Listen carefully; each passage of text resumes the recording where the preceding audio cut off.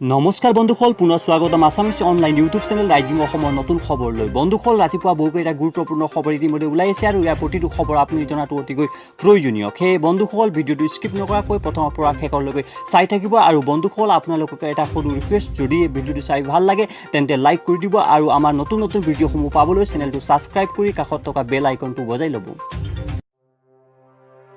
আজিৰ প্ৰথমটো খবৰ হৈছে ভাৰতীয় সেনাই নিষিদ্ধ কৰিলে ফেচবুক, টিকটকে ধৰি 89টা এপছ। ভাৰতীয় সেনাই শেহতীয়াকৈ গ্ৰহণ কৰিছে এটি গুৰুত্বপূৰ্ণ সিদ্ধান্ত। ভাৰতীয় সেনাই নিষিদ্ধ কৰিলে 89টা বিদেশী মোবাইল এপছ।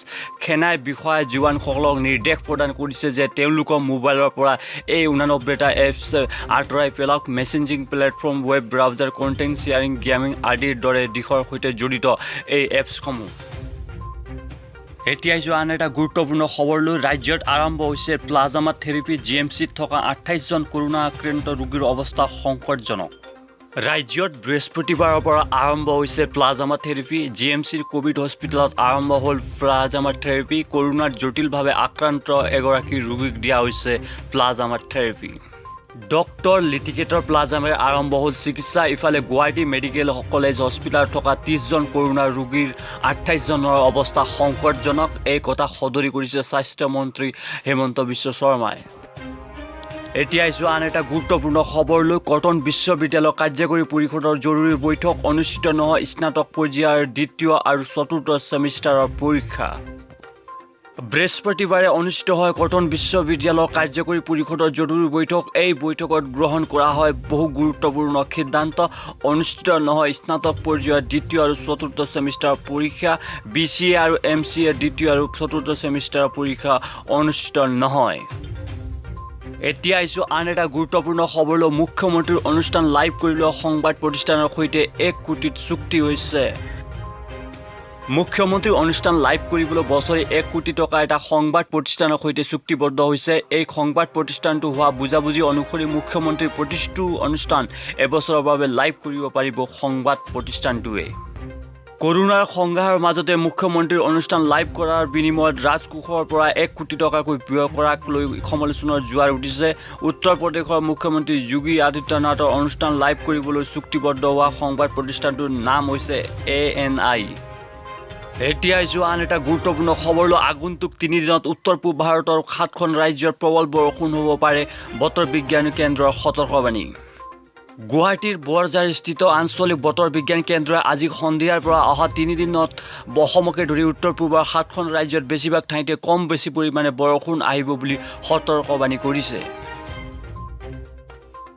এতিয়া আন এটা গুৰুত্বপূৰ্ণ খবৰলৈ। কৃষক মুক্তি নেতা অখিল গগৈৰ COVID-19 নেগেটিভ।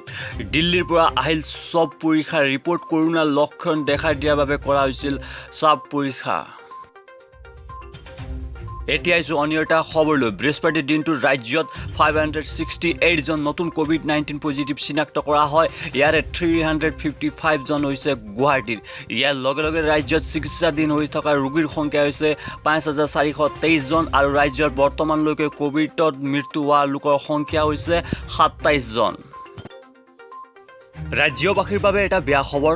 সদৌ টাই আহোম ছাত্ৰ সন্থাৰ কেইবাটাও কাৰ্যালয়ৰ সভাপতি হিচাপে নেতৃত্ব দিয়া অশ্বিনী চেতিয়া আৰু আমাৰ মাজত নাই। নিশা সকলোৰ মাজৰ পৰা চিৰদিনৰ বাবে অজান দেশলৈ গুচি গ'ল।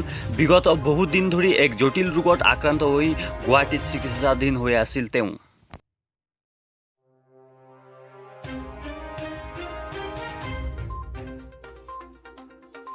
এতিয়া আন এটা গুৰুত্বপূৰ্ণ খবৰলৈ। নেপালে সকলোবোৰ Indian private news channel except দূৰদৰ্শনৰ বাহিৰে সকলোবোৰ নিউজ চেনেলক পৰিবহণ কৰিবলৈ বন্ধ কৰি দিছে। Because hurting the country's national sentiment. এতিয়া আন এটা গুৰুত্বপূৰ্ণ খবৰলৈ। 8গৰাকী আৰক্ষী লোকক হত্যা কৰা বিকাশ ডুবে গ্ৰেপ্তাৰ। উত্তৰ প্ৰদেশৰ 8গৰাকীকৈ আৰক্ষী জোৱান বিষয়াক হত্যা কৰা মাষ্টাৰমাইণ্ড বিকাশ ডুবেক গ্ৰেপ্তাৰ কৰা হৈছে। বৃহস্পতিবাৰে পুৱা মধ্য প্ৰদেশৰ উজ্জয়নত এটা মন্দিৰৰ ভিতৰত আত্মগোপন কৰি থকা অৱস্থাত গ্ৰেপ্তাৰ কৰা হৈছে বিকাশ ডুবেক। আমেৰিকাতকৈ ভয়াৱহ হ'ব ভাৰতৰ কৰোণা কেন্দ্ৰিক পৰিস্থিতি। প্ৰতিদিনে আক্ৰান্ত হ'ব প্ৰায় 3 লাখ লোক। বিশ্বৰ প্ৰায় 64 দেশত 4.75 আৰব লোকৰ তথ্য অধ্যয়ন কৰি মাছাচুচেটছ ইনষ্টিটিউট অফ টেকনলজিয়ে এক ভয়ংকৰ তথ্য সদৰি কৰিছে। প্ৰতিষ্ঠানখনে সদৰি কৰিছে যে 2021 চনৰ শীতকাললৈকে কৰোনাৰ প্ৰভাৱ থকাৰ লগতে ইয়াৰ ভয়াৱহতা অধিক বৃদ্ধি পাব। সেই সময়ত কিন্তু ভাৰতত প্ৰতিদিনে 2.87 লাখ মানুহ আক্ৰান্ত হ'ব কৰোনা।